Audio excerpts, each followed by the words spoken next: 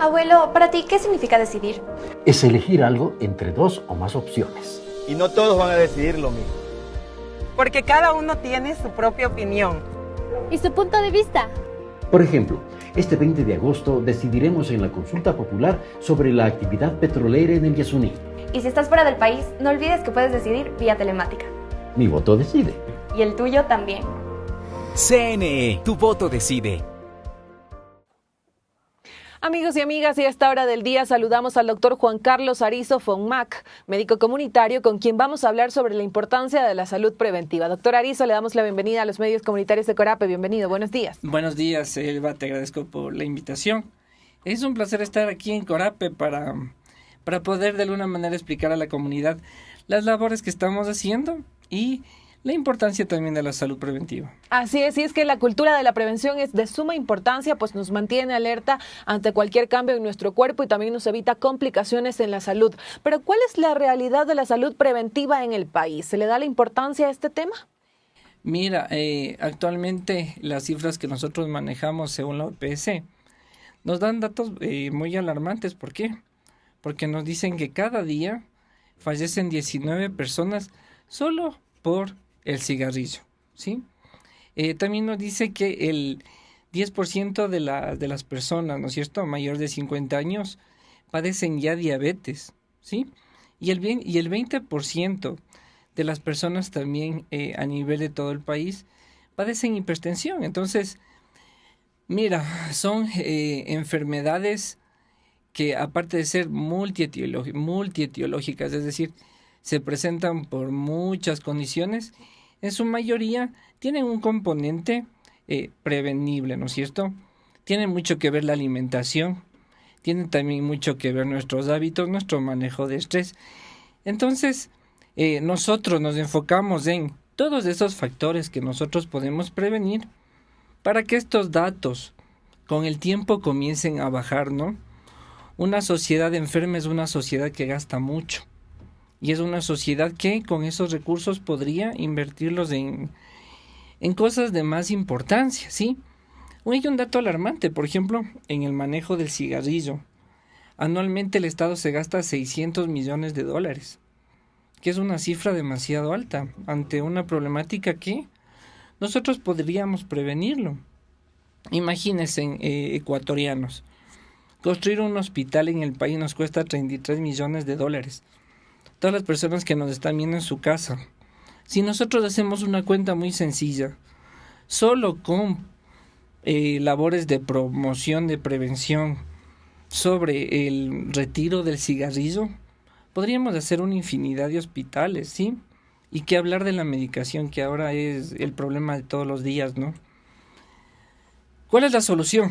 Porque siempre al problema hay que ponerle una solución. Empezar con los más chiquitos, ¿sí? Nosotros vemos que si a un niño tú le dices no botes la basura por la ventana y le explicas por qué, ese niño no lo va a hacer nunca. Caso contrario, una persona adulta que realmente ustedes en viajes les ven que sin miedo sacan la mano por la ventana, arrojan basura, porque son personas ya formadas. Entonces nosotros tenemos que focalizarnos de los más niños, ¿no? Ellos que son como esponjas que absorben la información. Muchas veces, por ejemplo, a criterio propio, yo he tenido luego de las conferencias, ¿no es cierto? Porque nosotros damos las conferencias también a escuelas, nos regimos a hablar primero también con niños, con docentes, con padres de familia. Todos estos grupos tienen obviamente sus problemas y focalizamos nosotros el conocimiento a cada uno, ¿no? Pero mira, muchas veces vienen padres de familia que nos dicen, ¿sabe qué, doctor? Yo dejé el cigarrillo, ¿por qué? Porque aquí en la escuela le dijeron a mi hijo que si yo sigo fumando me voy a morir. Entonces, estos datos que son bastante humanitarios hacen que la información llegue, ¿no es cierto? Entonces, de esta manera nosotros llegamos de una manera, como le digo, más directa a esa gente. Doctor, y en este caso usted ha hablado de la importancia de la prevención en los hogares, desde los niños cuando son chiquitos, para enseñarles este tipo de cosas que son importantes para cuidar nuestra salud. Pero no es algo que solamente depende también de las familias, sino también del Estado, de las instituciones, de unirnos en una iniciativa, en una gran minga por la prevención, porque también depende mucho acerca del presupuesto que ellos destinan para este tema. Claro que sí, mira, nosotros hemos estado en comunidades en las que nosotros, por ejemplo, hacemos charlas, les explicamos el beneficio de lavarnos las manos, el beneficio de hervir el agua, ¿no es cierto? De cosas que son tan básicas, pero muchas veces hay personas que la olvidan y ahí es cuando comienzan a aparecer enfermedades que pueden prevenirse, ¿no? Pero, por ejemplo, hablando del tema que tú tocas, a veces ¿de qué nos sirve, por ejemplo, a nosotros decirles que se laven las manos si hay lugares donde no tienen agua potable, ¿no es cierto? Hay lugares donde no manejan los residuos de manera correcta. Entonces, podemos nosotros en retórica, ¿no es cierto?, recomendar muchas cosas, pero si la parte privada y la parte pública también, en muchos casos, no se unen para complementar lo que es la salud, mucho o poco hacemos nosotros explicándole a la comunidad, ¿no? Lo que se ve también aquí en la ciudad, en las escuelas. Nosotros muchas veces damos charlas de nutrición, explicamos el beneficio de las vitaminas, de las dietas balanceadas, pero los chicos van a los recreos y ¿qué encuentran? Solo alimentos con grasas saturadas, alimentos con alto contenido de grasa, bajo valor nutricional.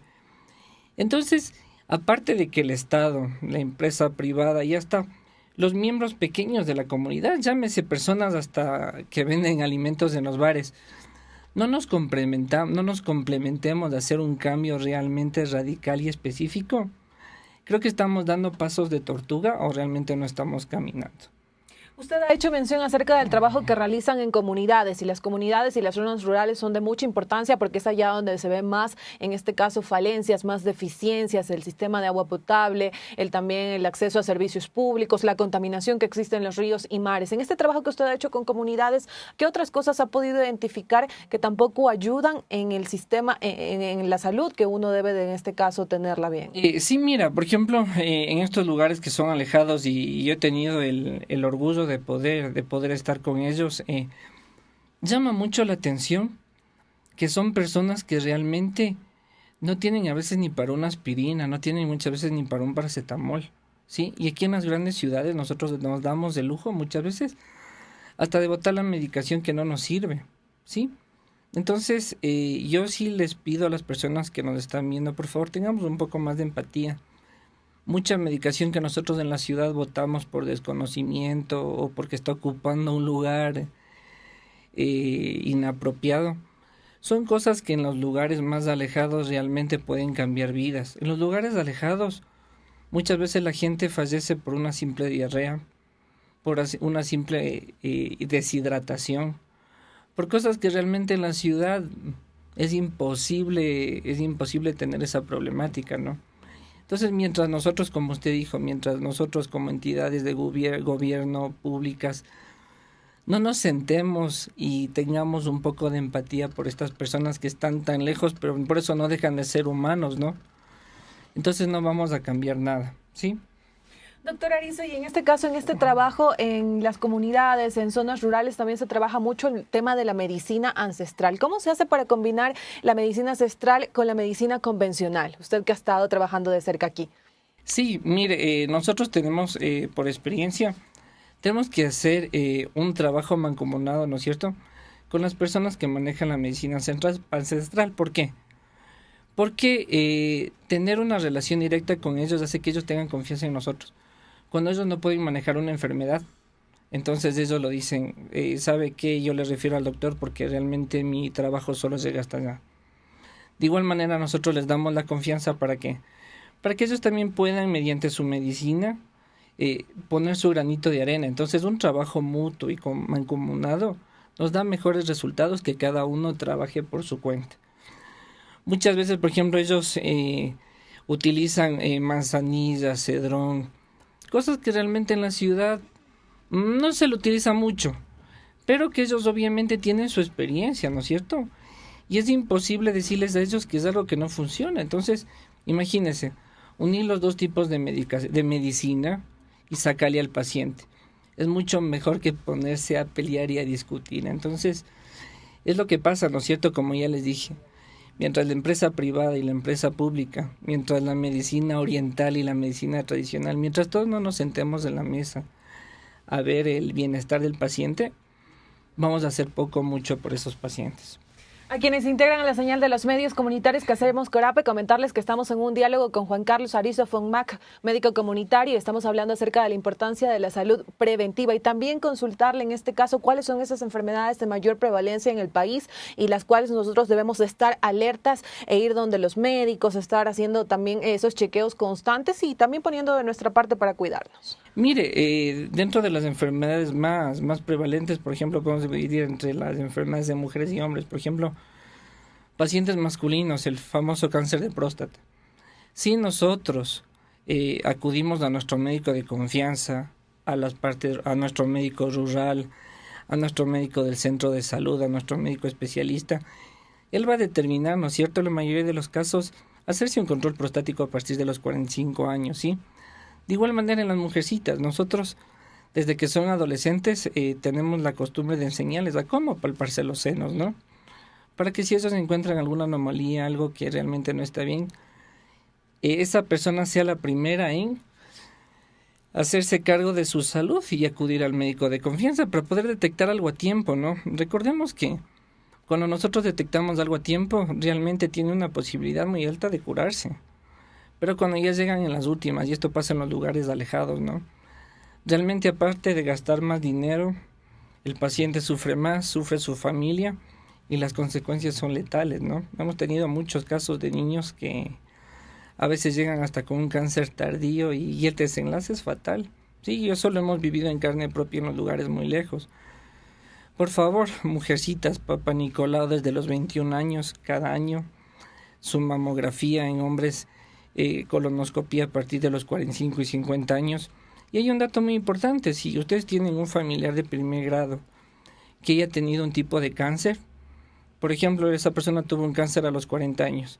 Entonces nosotros como somos un familiar de primer grado tenemos que hacernos controles de ese tipo de cáncer 10 años antes.